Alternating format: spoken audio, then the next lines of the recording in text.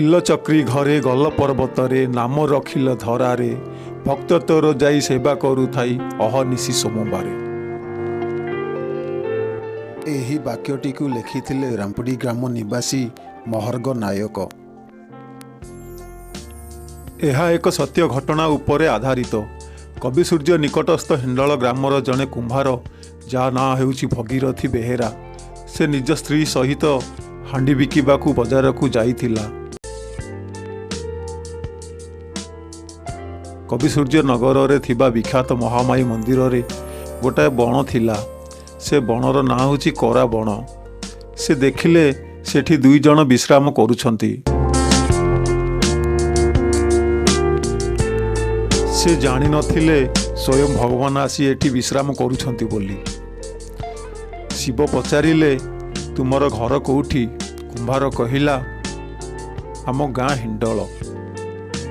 ହାଣ୍ଡି ବିକିବାକୁ ଆସିଥିଲୁ, ଥକି ଯାଇ ଏଠି ଟିକେ ବିଶ୍ରାମ କରିବାକୁ ଆସିଛୁ। ଶିବ କହିଲେ, ଗଲାବେଳେ ମୋତେ ତମ ଘରକୁ ନେବୁ? କୁମ୍ଭାରୀ କହିଲେ, ହଁ। ଶିବ କହିଲେ, ଯିବି ଯେ ମୋର କିଛି ସର୍ତ୍ତ ଅଛି।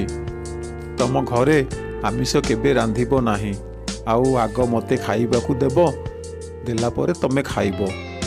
କୁମ୍ଭାର କହିଲା, ହଉ, ଯେମିତି ତମ ଇଚ୍ଛା।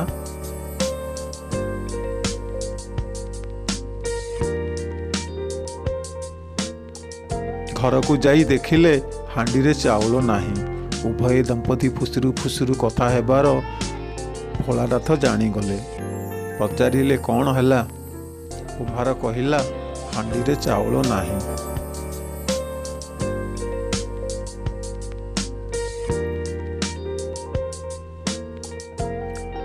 ଶିବ କହିଲେ, ସେଥିରେ ଯାଇ ଦେଖ, ହାଣ୍ଡି ଭରି ହେଇକି ଅଛି। କ'ଣ କହୁଛ ଚାଉଳ ନାହିଁ? ସେ ଦେଖିଲା ବେଳକୁ ସବୁ ହାଣ୍ଡି ପରିପୂର୍ଣ୍ଣ ହୋଇ ରହିଛି। ପୁଣି ସେ ରାନ୍ଧି ବାଢ଼ି ଦେଲେ। ଭଗବାନ ଶିବ ସନ୍ତୋଷରେ ଭୋଜନ ଗ୍ରହଣ କଲେ। ଏମିତି କିଛି ଦିନ ବିତିଲା। କୁମ୍ଭାରର ସାନ ପୁଅର ବାହାଘର ହେବା ସମୟ ଆସିଲା। ପୁଅ ବାହାଘର ପରେ ବୋହୂକୁ ସବୁ ଘରର ନିୟମାବଳୀ କଥା ସବୁ ବୁଝେଇ ଦେଲେ। ବୋହୂ କହିଲା, ଏ ବୁଢ଼ା ଲୋକ ପାଇଁ ଆମ ଘରେ ସବୁ କଥାରେ କାହିଁକି ପ୍ରତିବନ୍ଧ ଲଗାଯାଇଛି? ଏତିକି ଶୁଣି ପ୍ରଭୁ ଶିବ ରାଗରେ ଘରୁ ଚାଲିଗଲେ। ପଛେ ପଛେ କୁମ୍ଭାର ଗୋଡ଼ାଇଲା। ପାହାଡ଼ର ତଳି ଭାଗରେ ବସି ପ୍ରଭୁ ବିଶ୍ରାମ କଲେ। ପୁଣି ଉପରକୁ ଅଧା ବାଟ ଗଲେ। ପଛେ ପଛେ କୁମ୍ଭାର ମଧ୍ୟ ଚାଲିଛି। ଶିବ କହିଲେ, ତୁ ଘରକୁ ଯା।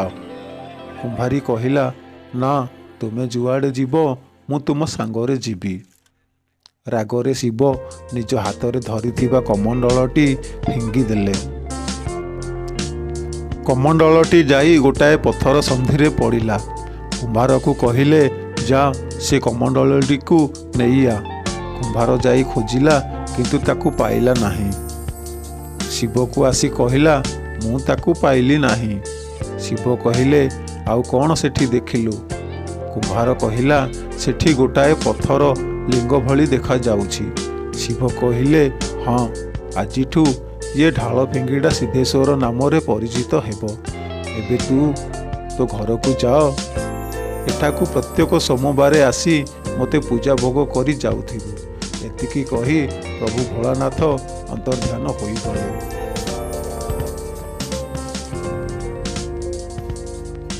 ଆମେ ଆସି ପହଞ୍ଚିଛୁ। ପ୍ରାୟ 30% ରାସ୍ତା ସରିଛି। ଆହୁରି ଆଗକୁ ବାକି ଅଛି। ଏଇ ଦେଖାଯାଉଛି ତଳେ ନିର୍ମିତ ହେଉଥିବା ଏଇ ଜଗନ୍ନାଥ ମନ୍ଦିର। ଏଠି ପ୍ରାୟତଃ 1200 ପାହାଚ ଅଛି। ଜଣେ ବାବାଜୀ ୟାକୁ ନିର୍ମାଣ କରିଥିଲେ। ଆଉ ସେ ବାବାଜୀ ହେଉଛନ୍ତି ଯମୁନା ଗ୍ରାମ ନିବାସୀ ରଘୁନାଥ ଦାସ।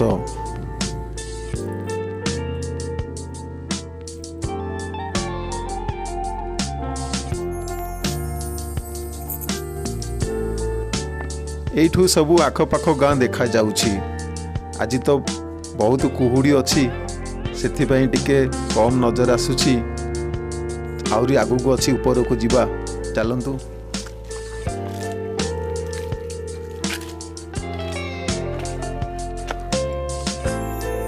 प्रभु गणेश अच्छा अग्रपूज्य गणपति को टिके दर्शन करिकी आगु जीवा।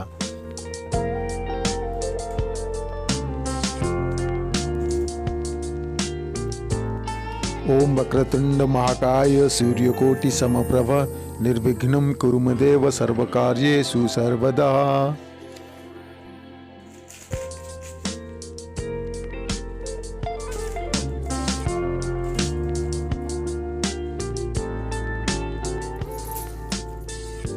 वर्तमान प्राय 90% रास्ता आम पलि आसिलु। एथर पाखे गले प्रभु जीवा एथर आगु को चलतु जीवा देखिबा ऊपर को।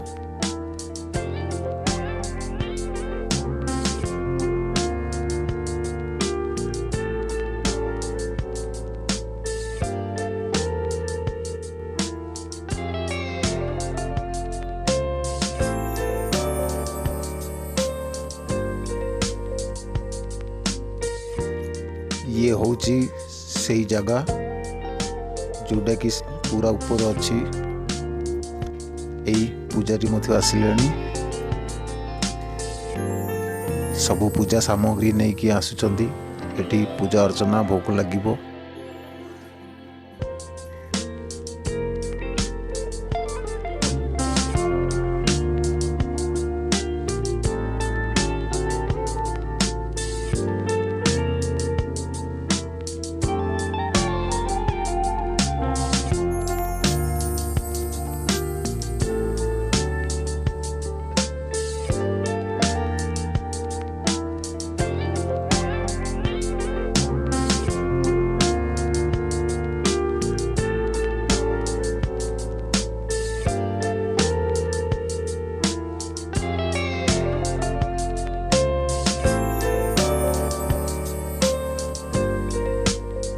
ये होची रोषेईशाल। भोग तैयारी पई अग्नि प्रस्तुत करा जाउछि। एठी भोग पई प्रस्तुति चलीछि। बिना लुण रे खीर भोग भोलानाथ को चढ़ा जाए। तेबे चलंतु भोग प्रस्तुति आगरू आमे जाइकी टिके ऊपर को देखी आसीबा। चलंतु।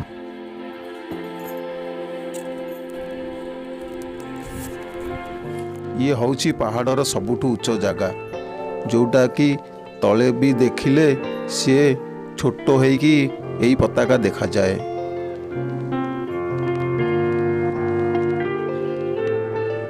हर हर महादेव, हर हर महादेव।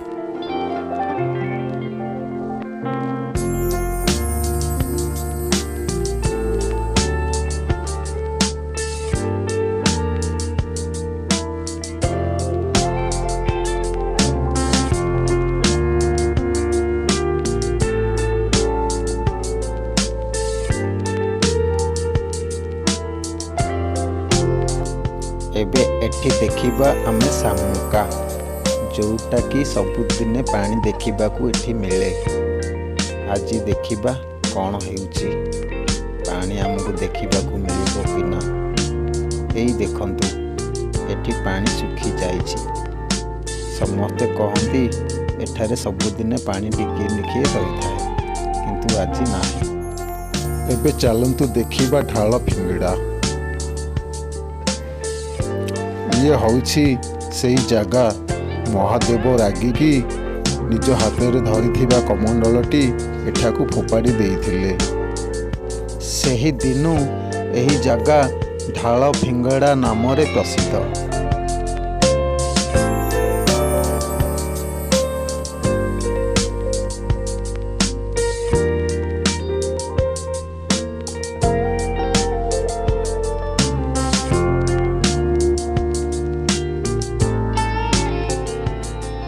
एठी रही देखंतु केते सुंदर दृश्य देखा जाउछि। एबे एथर मुख्य द्वार खोला जाउअछि भोलानाथंक पूजा अर्चना पाई। एई जो डाहाण पट्टे पत्थर देखा जाउछि ए भितरे गुंफा अछि। सेपटे देई केवल पूजारी ही जाआंती, ता बिना अन्य केही जाहि पारंती नाही।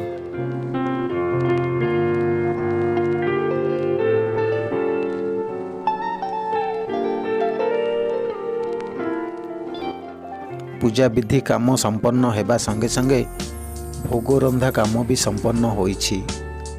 ଏବେ ଚାଲନ୍ତୁ ଖାଇବା ଭୋଳାନାଥଙ୍କ ସେଇ ଅଲଣା କ୍ଷୀରି ଭୋଗ।